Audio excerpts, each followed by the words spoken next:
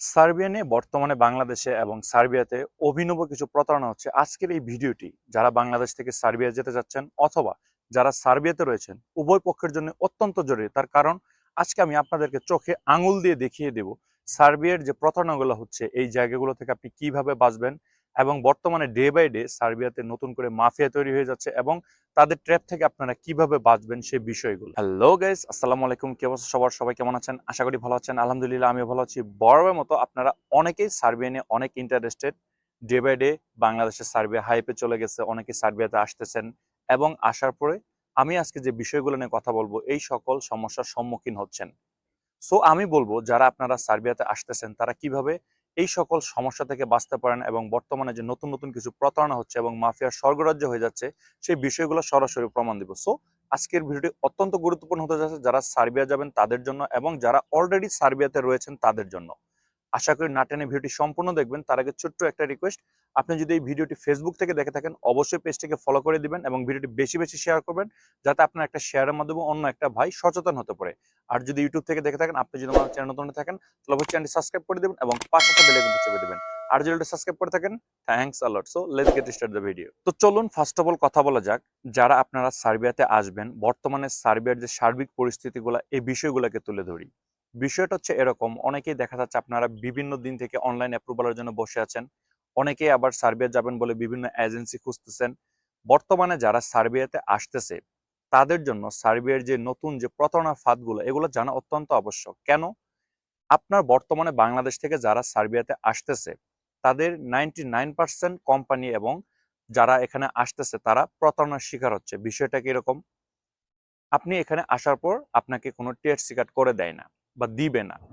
আমি আপনাদেরকে চ্যালেঞ্জ দিয়ে বললাম যারা সার্বিয়াতে আছেন এবং যারা আসতে চাচ্ছেন একটু খোঁজ খবর নিয়ে দেখবেন।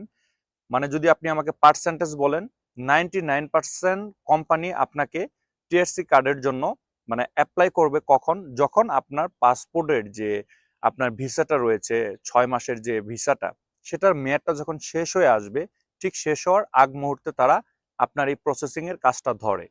আবার এই 99% কোম্পানির ভিতরে আপনার 85% কোম্পানি রয়েছে যারা আপনারা এই 6 মাস আপনার এক্সপায়ার হয়ে যাওয়ার পরেও আপনাকে কোনো টিয়ার সিকেটের কাজই ধরে না। বিষয়টা কেন করতেছে? বিষয়গুলো আগে বুঝতে হবে। কেউ একজন সার্বিয়ানে হুটহাট বলে দিল আপনারা তার কথা নিয়ে নাচতেছেন না ভাই। জিনিসগুলো খুব কষ্ট করে আপনাদেরকে ইনফরমেশন গুলো শেয়ার করি, তার কারণ যাতে আপনি সচেতন হতে পারেন। এই কাজটা কেন করতেছে? তার রিজন একটাই, সার্বিয়ার অধিকাংশ কোম্পানি হচ্ছে সাপ্লায়ার কোম্পানি। একটা কোম্পানিতে একটা নির্দিষ্ট সংখ্যক আপনার সিট থাকে বা একটা নির্দিষ্ট সংখ্যক কর্মী নেওয়ার একটা ক্ষমতা থাকে। ফর এক্সাম্পল, আপনি ছোটখাটো একটা যদি দোকান চালান, আমি উদাহরণস্বরূপ বলতেছি, সেখানে মোটামুটি আপনার 2 জন 3 জন কর্মচারী এনাফ। আপনি যদি একটা কোম্পানি চালান সেখানে মোটামুটি আপনার 5 জন 6 জন এনাফ। বিষয়টাকে বোঝার চেষ্টা করবেন। সার্বিয়ার বেশিরভাগ কোম্পানি সাপ্লায়ার কোম্পানি, তাদের হাতে কোনো কাজই নেই। আমি চ্যালেঞ্জ দিয়ে বলতেছি যারা বর্তমানে সার্বিয়াতে আসছেন কতজন লোক আপনারা এখানে আসার পর কাজ পাইছেন আমাকে একটু কমেন্টসে জানাবেন।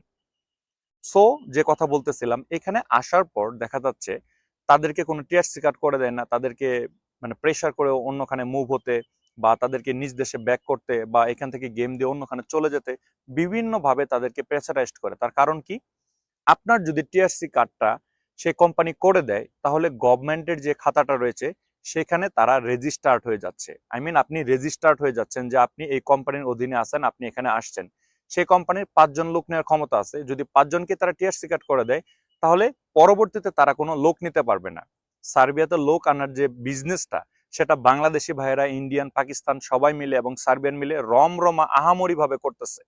তার কারণ হচ্ছে আপনাকে টিআরসি কার্ড করে দিবে না, আপনি এখান থেকে চলে যাবেন বা আপনি অন্য কোনো কোম্পানি খুঁজবেন বা আপনি বাংলাদেশে ব্যাক করবেন, তাহলে আপনার যে শূন্যতাটা তারা আবার গভর্নমেন্টের কাছে অ্যাপ্লাই করবে যে আমার লোক দরকার। তার কারণ আগে যারা আসছে আপনাদের উপর দোষ চাপিয়ে দিবে তারা এখানে এসে থাকেনি, তারা চলে গেছে, ভেগে গেছে, একসেক্টা একসেক্টা। সো এই ফাঁদটা নতুন করে তৈরি হয়েছে, এইভাবে আপনাদেরকে প্রতারিত করতেছে এবং সেই কোম্পানি ঠিকই আবার আপনার পরিবর্তে আবার নতুন করে পারমিট ইস্যু করে আবার নতুন করে লোক আনতেছে, তাদের বিজনেস রমরমা। বাট আপনার আমার কি হবে? একটা হিউজ পরিমাণ অ্যামাউন্ট দিয়ে আমরা একটা স্বপ্ন নিয়ে কিন্তু সার্বিয়াতে আসতেছি, এখানে আসবো, আমরা কাজ করব, দেন ইন ফিউচারে আমরা টিআরসি কার্ড নিব, দেন আমরা বৈধভাবে চাইলে সেন্ট্রাল ইউরোপে মুভ হবো বা এখানে আমাদের ফ্যামিলি সেট আপ করবো। তাহলে আমাদের স্বপ্নের দামটা কোথায়? আপনার আমার স্বপ্নের দামটা সেইখানেই যেখানে আপনি আবেদন করতেছেন, আপনার এজেন্সির সঙ্গে ভালোভাবে কন্ট্রাক্ট করেন যে আমাকে যাওয়ার পরে কি এরকম কোনো পরিস্থিতির সম্মুখীন হতে হবে কিনা, যদি হতে হয় তাহলে আমাকে এখনই বলে দাও। আসার আগে আপনি জিনিসটা কনফার্ম করে আসবেন। এ তো গেল 1 নাম্বার। মোস্ট অফ দেম যে খুব সেনসিটিভ একটা বিষয়, সেটা হচ্ছে 2 নাম্বার আমি যে বিষয়টার কথা বলবো সেটা। সেটা হচ্ছে কেউ একজন আপনাকে একটা পারমিট এনে দিল, আপনি সেই পারমিটের উপর রেফারেন্স করে কোনো কিছু না দেখে কন্ট্রাক্টে সাইন করে দিচ্ছেন, আপনার স্যালারি কি হবে এক্সেট্রা এক্সেট্রা কোনো কিছু আপনি জানেন না। আপনি যাবেন সার্বিয়া, বাস এটাই আপনার স্বপ্ন। আপনি এই একটা কথার উপর স্থির থেকে অন্যান্য যে ডকুমেন্টেশন গুলো আছে এগুলো পড়ার কোনো গুরুত্ব তা আপনি মানে বুঝতেছেন না। ওয়েট, এ বিষয়ে আসার আগে আবারও রিকোয়েস্ট করতেছি, ভিডিও যদি আপনারা ফেসবুক থেকে দেখে থাকেন অবশ্যই বেশি বেশি শেয়ার করে দিবেন। আর যদি আপনারা ইউটিউব থেকে দেখে থাকেন ভিডিওটা যদি ইনফরমেটিভ মনে হয় তাহলে অবশ্যই আমার চ্যানেলটাকে সাবস্ক্রাইব করে আমাকে সাপোর্ট করে রাখবেন। তো চলুন 2 নম্বরে যে বিষয়টার কথা বলতেছিলাম সেটা হচ্ছে যে আপনার যে কন্ট্যাক্ট পেপারটা রয়েছে সেখানে একটা নির্দিষ্ট পিরিয়ড লেখা থাকে যে আপনাকে একটা কোম্পানিতে কাজে আনতেছে। অনেকেরই এরকম হয়েছে কিনা বিষয়টাকে বোঝার চেষ্টা করবেন। আপনি এই কাজটা জানেন না, ফর এক্সাম্পল আপনি একজন ইলেকট্রিশিয়ান, বাট আপনার পারমিটে লেখা রয়েছে যে আপনি এখানে কিচেনে কাজ করবেন বা আপনি কোনো ইলেকট্রিশিয়ান না হয়ে আপনি অন্য কোনো একটা সেক্টরে কাজ করবেন, ফর এক্সাম্পল প্লাম্বিং বা টাইলস ফিক্সচার এরকম কিছু। বিষয়টা কেন হচ্ছে? তার কারণ আপনি জানেন না এই কাজটা। তারপরেও তারা আপনাকে কন্ট্রাক্টে আপনাকে লিখে দিচ্ছে একটা নির্দিষ্ট সময়। কারো ক্ষেত্রে এটা ৩ মাস লেখা থাকে, কারো ২ মাস লেখা থাকে, বাট মোস্ট অফ দেম ৩ মাস লেখা থাকে। এখানে কি লেখা থাকে? আপনার যে কন্ট্রাক্ট আপনি সাইন করেন না, আপনার এজেন্সি সাইন করে দেয়। সেই কন্ট্রাক্টটাতে এরকম একটা কন্ট্রাক্ট লেখা থাকে যে কর্মীটা এখানে আসতেছে, আমি ট্রেনিং স্বরূপ তাকে ৩ মাস দেখব যে সে এই কাজটা পারে কিনা, আমার কোম্পানিতে তাকে দিয়ে কাজ হবে কিনা। যদি না পারে তাহলে আমি এই মানে কর্মীটাকে আর রাখবো না। এই কন্ট্রাক্টে আপনি সাইন করে তারপরে আপনি বাংলাদেশ থেকে এখানে আসতেছেন। বিষয়টাকে বোঝার চেষ্টা করবেন। যদি আপনি এরকম একটা কন্ট্রাক্ট পেপারে সাইন করে বাংলাদেশ থেকে এখানে আসেন, আপনাকে কোনো টিআরসি কার্ড দিবে না, ৩ মাস পর আপনাকে বের করে দিবে, আপনার কিছুই করার থাকবে না। আপনি কোনো লয়ারের সহযোগিতা নিতে পারবেন না। বাধ্য হয়ে হয় আপনাকে গেম দিয়ে অন্য দেশে চলে যেতে হবে অথবা বাংলাদেশে ব্যাক করতে হবে। বিষয়গুলো বোঝার চেষ্টা করবেন। সার্বিয়াতে শুধু একটাই বিজনেস, সেটা হচ্ছে বাংলাদেশ, ইন্ডিয়া, নেপাল, অন্যান্য দেশ থেকে কর্মী এখানে আনবে। আনার পর তাদেরকে কোনো কাজবাজ দিবে না। হাতে গোনা ২-১টা ভালো কোম্পানি হলে দেয়। আদারওয়াইজ এখান থেকে গেম দিয়ে চলে যাবে। আবার তারা লোক নিয়ে আসবে। এই যে একটা চক্র চলতেছে, মানে একটা চাকার মতো, একটা রাউন্ডের মতো ঘুরে ঘুরে এভাবেই চলতেছে এবং বর্তমান পরিস্থিতি এটাই চলতেছে। এই বিষয়গুলো আপনাকে কেউ বলবে না। তার কারণ আপনার এজেন্সির কাজ হচ্ছে আপনাকে পাঠানো, পাঠিয়ে আপনার কাছ থেকে লাভ করা। আর সার্বিয়াতে যারা লোক নিচ্ছে তাদের কাজ হচ্ছে আপনাকে এখানে আনার পর আপনাকে এখান থেকে বের করে দিয়ে আবার নতুন করে পারমিট ইস্যু করে লোক আনা। এই বিজনেসটাই বর্তমানে সার্বিয়ার ক্ষেত্রে হচ্ছে। সো এইখান থেকে আপনি কি করে বাঁচবেন? ফার্স্ট অফ অল আপনার যে কন্ট্যাক্ট পেপারটা রয়েছে সেটা আপনি বাংলাতে ট্রান্সলেট করে ভালোভাবে পড়বেন যে এখানে আপনার পিরিয়ড গুলা কি এবং এখানে আপনার কি কি লেখা রয়েছে। তার কারণ এই একটা কন্ট্যাক্ট পেপারের উপরে ডিপেন্ড করতেছে আপনি সার্বিয়াতে থাকতে পারবেন কিনা, আপনার স্যালারি কেমন হবে, আপনি টিআরসি কার্ড পাবেন কিনা, এক্সেট্রা এক্সেট্রা। সো এটা খুবই গুরুত্বপূর্ণ বিষয়।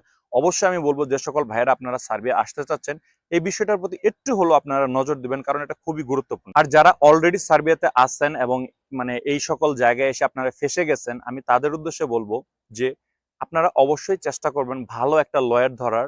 আর সবচেয়ে বড় কথা হচ্ছে যে আপনার কোনো ডকুমেন্টেশন না থাকলে, আই মিন আপনার টিআরসি কার্ডের যদি আবেদনটা আপনি না করে থাকেন তাহলে আপনার জন্য এটা একটু ক্রিটিক্যাল হয়ে যায়। বাট মানে মাধ্যম রয়েছে, আপনি চাইলে এটার মানে সমাধান আপনি আনতে পারবেন, তবে অবশ্যই ভালো একটা লয়ারের শরণাপন্ন হতে হবে।